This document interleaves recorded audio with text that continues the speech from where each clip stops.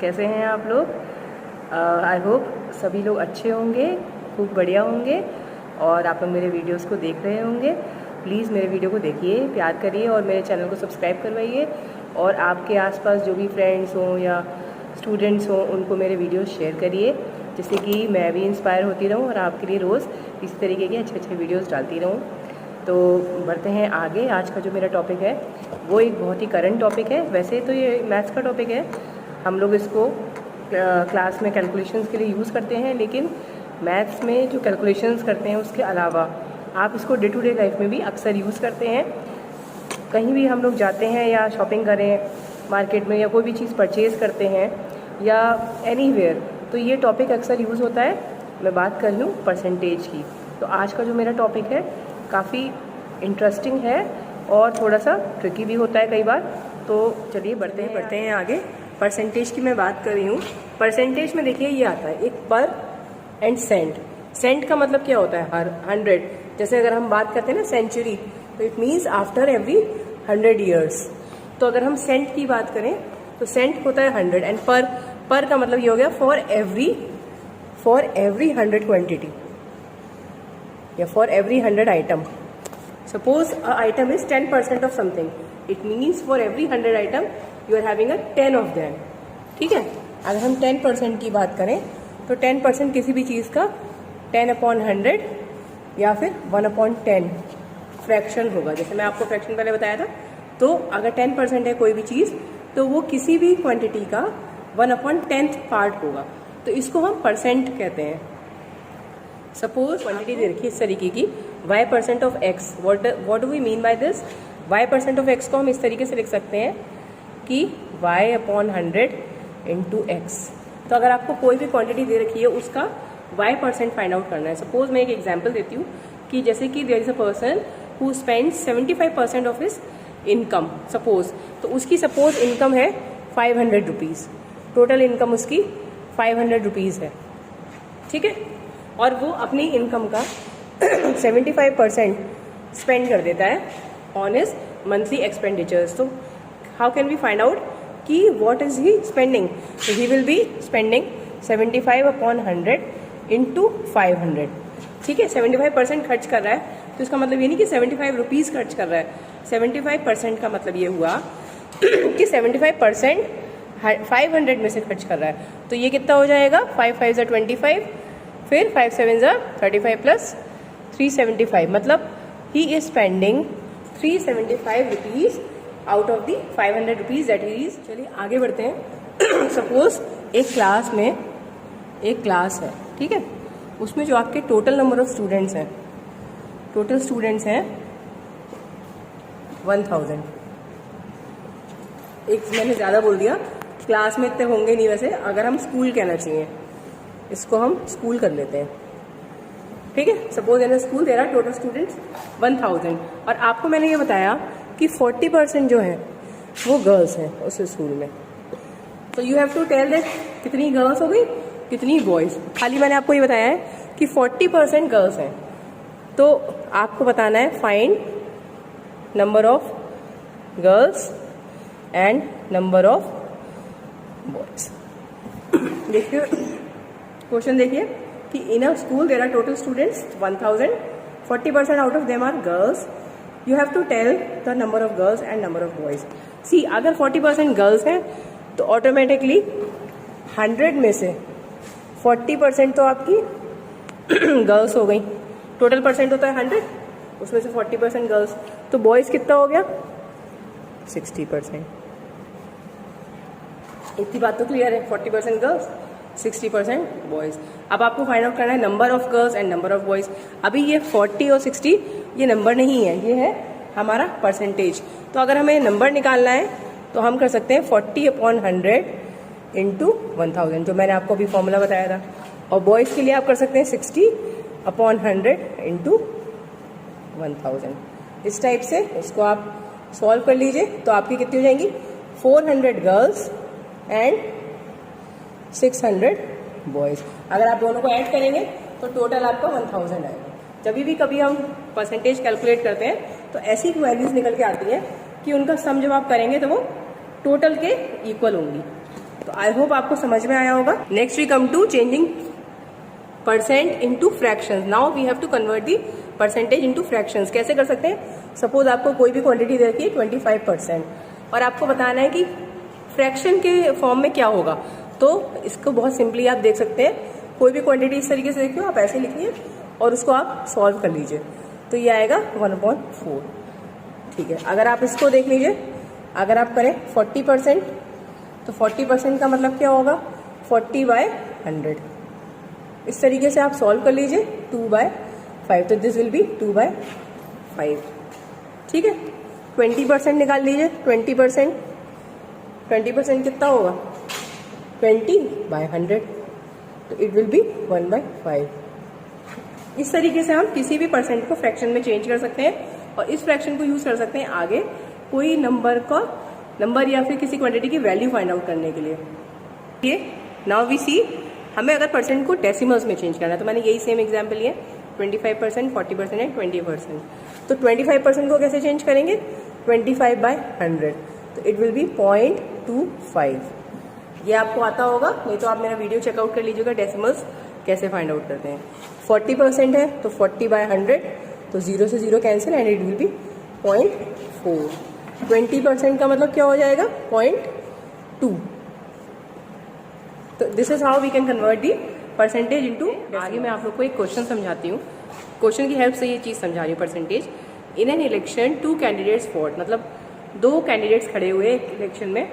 1 candidate got 480 votes, that is 60% of the total votes. अगर total votes suppose x थे, मान लीजिए total votes अगर x थे, तो उसके 60% जो थे वो 480 वोट्स थे। अब क्वेश्चन में क्या पूछा है कि टोटल नंबर ऑफ वोट्स आपको x ही बताना है। तो सपोज आपके टोटल नंबर ऑफ वोट्स हमने मान लिए कि x है, अभी हमें पता नहीं कि कितने वोट्स हैं, हमको यही तो फाइंड आउट करना है। पर हमें ये पता है कि इसका 60% ऑफ एनी क्वांटिटी कैसे लिखेंगे? फॉर्मूला बताया था, 60% of any quantity is equal to 480। हमें ये इस क्वेश्चन में बता रखा है। तो आप x निकाल सकते हैं, बहुत ही आसान है। आप कैसे कर सकते हैं? इसको इससे काटिए और 6x is equal to 4800। This 10 will be multiplied here. ये 10 आपका यहाँ पे मल्टीप्लाई हो जाएगा, तो ये हो गया 4800।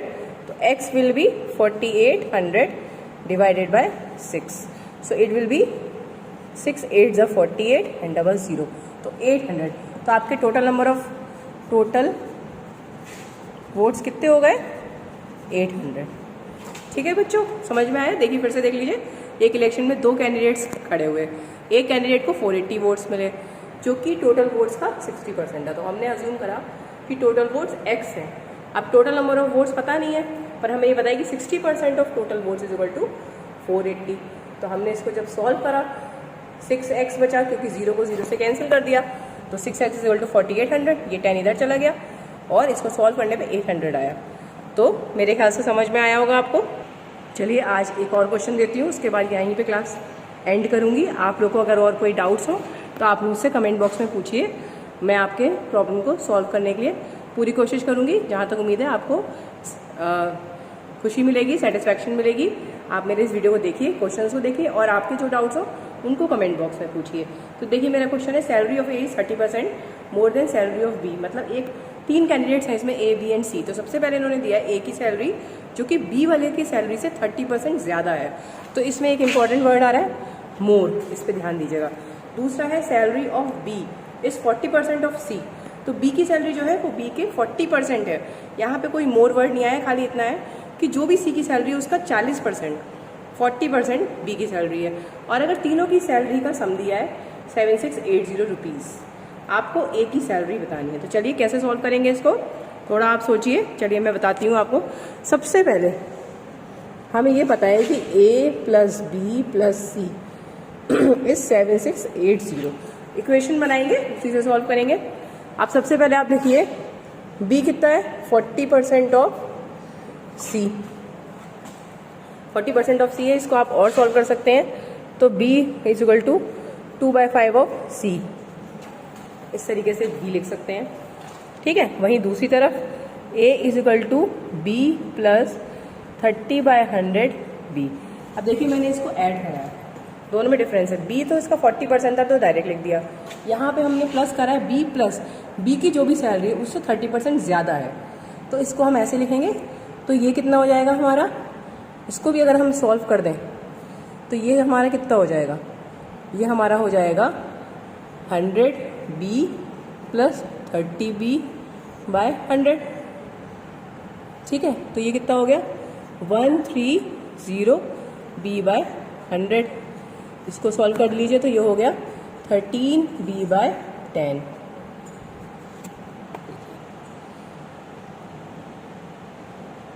समझ में आ रहा होगा। b प्लस 30 बाय 100 को कराए, इसको हमने जैसे हम लोग फ्रैक्शन सॉल्व करते हैं वैसे ही सॉल्व कराए। तो 13 इंटू बी अपॉन 10 आ रहा है, 13 इंटू बी अपॉन 10, ये हमारी a की वैल्यू आ गई। अब आप इस इक्वेशन में इनको पुट कर दें, इस तरीके से पुट करें कि a की वेरिएबल बचे। तो हम क्या कर सकते हैं, इसको चेंज कर लें क्वांटिटी को। अगर हम c लिखेंगे तो हम जैसे हमारा b = 2/5 c है, तो c हमारा कितना हो जाएगा 5/2b। ये चीज़ उल्टी कर दें, ठीक है। तो अब हम क्या करें, इस इक्वेशन में इसको पुट कर देते हैं। a का मतलब है, a की जगह आप रख दीजिए 13/10b प्लस b रहेगा अपनी जगह, और c की जगह रख दीजिए 5/2b। देखिए ये जो हमारी इक्वेशन थी a प्लस बी वाली, इसी में हमने इसको सबको b के फॉर्म में रख दिया है। a की वैल्यू हमने ये कैलकुलेट करी, इससे b प्लस 30/100, इससे हमें 13/10b निकाला, उसी को हमने यहाँ पे a की जगह सब्सटीट्यूट करा है, और b हमारा एज इट इज़ रहा, और c को भी हमने सब्सटीट्यूट कर दिया जो हमने यहाँ पे निकाला था 40% से। तो तीनों के तीनों b के टर्म्स में आ गए, जिसको आप इजीली सॉल्व कर सकते हैं जैसे फ्रैक्शन को सॉल्व करते हैं। ठीक है, इसमें आप एलसीएम वगैरह लेके इसको सॉल्व कर लीजिए। इसमें आपका b तो बाहर आ जाएगा, फ्रैक्शंस बचेंगी 13/10 प्लस 1 प्लस 5/2। ठीक है, तो अगर हम इसको सॉल्व करेंगे, एलसीएम हमारा क्या आएगा 10, एलसीएम विल बी 10, फिर ये होगा 13 प्लस 10 प्लस 25। देखिए मैं एलसीएम निकालना नहीं बता रही, आप लोग मेरा वीडियो चेकआउट करिएगा एलसीएम कैसे निकालते हैं, उससे आपको पता चल जाएगा कि मैंने कैसे 10 को डायरेक्टली इसका एलसीएम रख दिया है।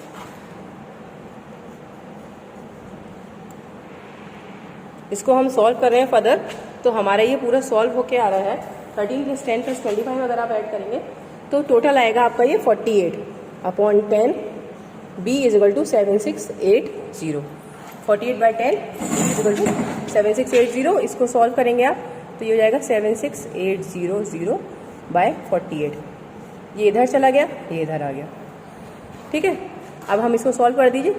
इसको आप 8 से स्टार्ट कर लीजिए, 8 6 = 48, फिर 8 9 = 72, 4 बचा, फिर 6 = 48 00, फिर 6 1 = 6, 6 6 = 36 एंड 00।